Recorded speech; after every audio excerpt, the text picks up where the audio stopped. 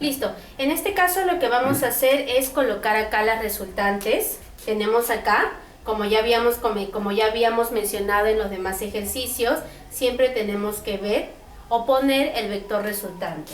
Esto va a ser igual al vector A más el vector B más el vector C y más el vector D. Listo. Eso tenemos por ahí. Ahora, ¿qué viene? Lo que yo voy a hacer, a ver, si bien es cierto,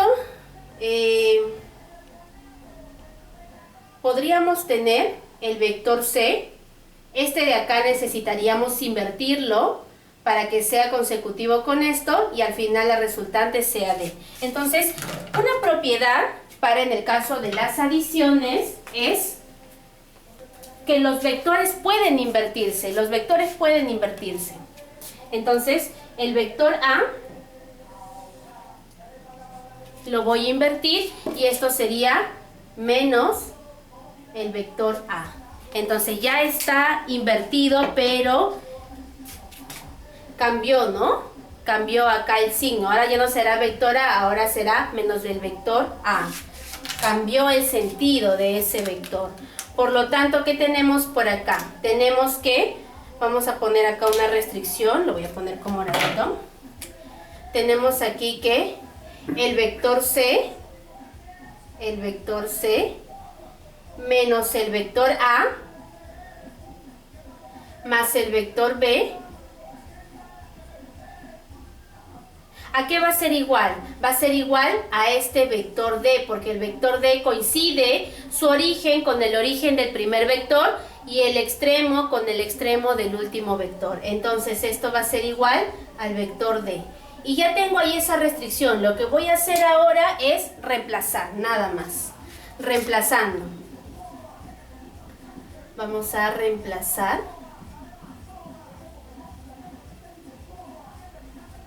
Listo. ¿Dónde lo reemplazamos? En la resultante. En el vector resultante. ¿Y esto a qué será igual? Al vector A, vamos a colocar todo. Lo único que vamos a reemplazar es el vector D. Esto será igual al vector A más el vector B más el vector C más.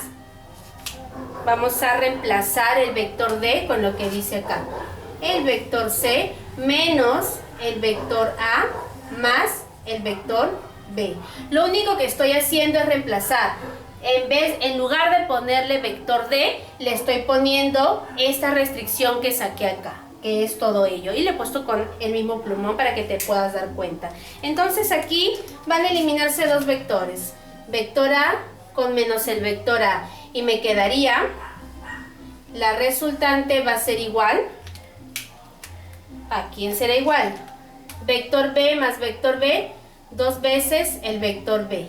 Más vector C más vector C, dos veces el vector C. Puedo factorizar un 2 y me quedaría vector B más vector C. Listo. Vamos con la número 6. En el caso de la número 6, lo que voy a hacer, si bien es cierto, es colocar un nuevo vector en la parte de acá. Lo voy a colocar con este. Ya, pero primero vamos a colocar las resultantes, ¿verdad? Ya. El vector resultante va a ser igual al vector A más el vector B más el vector C más el vector D. Recordando también que una de las propiedades de la adición de vectores es que la adición puede ser conmutativa. Entonces no hay problema si el vector B lo puedo poner por acá o lo cambio de lugar, son conmutativas. Ya. Entonces lo que vamos a hacer aquí es lo siguiente. Vamos a invertir. Voy a poner con este plumón.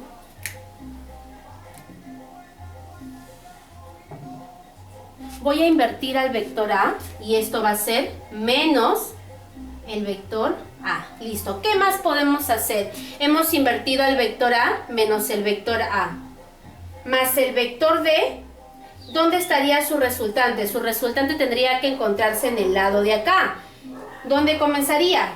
Acá sería su origen porque tiene que coincidir con el origen del primer vector y su extremo sería acá porque coincide con el extremo del vector D. Entonces lo voy a colocar, mi nuevo vector. Es un nuevo vector que estoy formando. Acá está. Y esto sería el vector menos A más D. El vector menos A más el vector D. O también el vector D menos el vector A. Es lo mismo, sino que en este caso se ve, lo hemos acomodado primero el signo positivo y después el signo negativo. ¿Listo? Ya. Una vez que hemos formado este tercer vector, en este caso, en este triángulo, en este y en este, ¿qué podemos conseguir ahora? Mira, el vector C más el vector D menos A es igual o tiene como resultante al vector B. Entonces esa podría ser acá una restricción. Vamos a poner esa restricción. A ver, tenemos acá, ¿cómo era el vector C? Más el vector D menos el vector A, más el vector D menos el vector A, me da como resultado este vector B, porque coincide su origen con el origen del primer vector y coincide su extremo con el extremo del último vector. Esto será igual al vector B. Y ya tengo ahí esta restricción, lo voy a reemplazar en la resultante. Vamos a poner acá reemplazando. Reemplazando.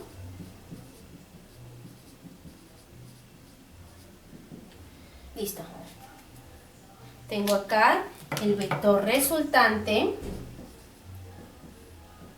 Donde yo vea el vector B, lo voy a reemplazar por esta serie de vectores. Mientras tanto, lo demás lo puedo ir poniendo tal como está. El vector A más, viene acá el vector B, lo voy a reemplazar por lo que dice ahí. El vector C más el vector D menos el vector A. Y nuevamente sigo bajando más el vector C y más el vector D. Listo. Acá puedo eliminar, se va vector A menos vector A y me quedaría la resultante vector C más vector C, dos veces el vector C, más vector D, dos veces el vector D. Factorizo un 2 y me quedaría vector C más vector D. Listo, vamos con la número 7. En el caso de la número 7, ya no vamos a hallar solamente resultantes, sino que ahora me piden el módulo de dicha resultante. ¿Y qué cosa será el módulo? Es el tamaño del vector. Si bien es cierto, las resultantes son un vector y ese vector va a tener un tamaño. Y ese tamaño es el que me piden hallar, el módulo. Entonces vamos a ponerle por acá, para tener la secuencia, no dicen los nombres del vector, pero vamos a poner vector A, vamos a ponerle acá vector B y vamos a ponerle acá vector C. Esto es un cuadrado. Tú sabes que un cuadrado tiene como característica que todos sus lados tienen el mismo tamaño, tienen la misma medida. Cada lado de este cuadrado vale 2 unidades. Lo que vamos a hacer acá, ojo que otra cosa que también se puede hacer, lejos de invertir los vectores a mi conveniencia, podemos trasladarlo. Lo voy a trasladar el vector a una paralela. Siempre se puede trasladar el vector a una paralela o en el caso de la misma línea de acción. Entonces lo voy a trasladar ahí para ver en qué me puede apoyar ese traslado. A ver, veamos. Voy a trasladar acá al vector A. Ya está. Ya lo he trasladado ahí al vector A. ¿Y qué tenemos por acá? Nos hemos olvidado poner el vector resultante. El vector resultante va a ser igual al vector A más el vector B más el vector C. Y ahora sí continuamos en lo que íbamos haciendo.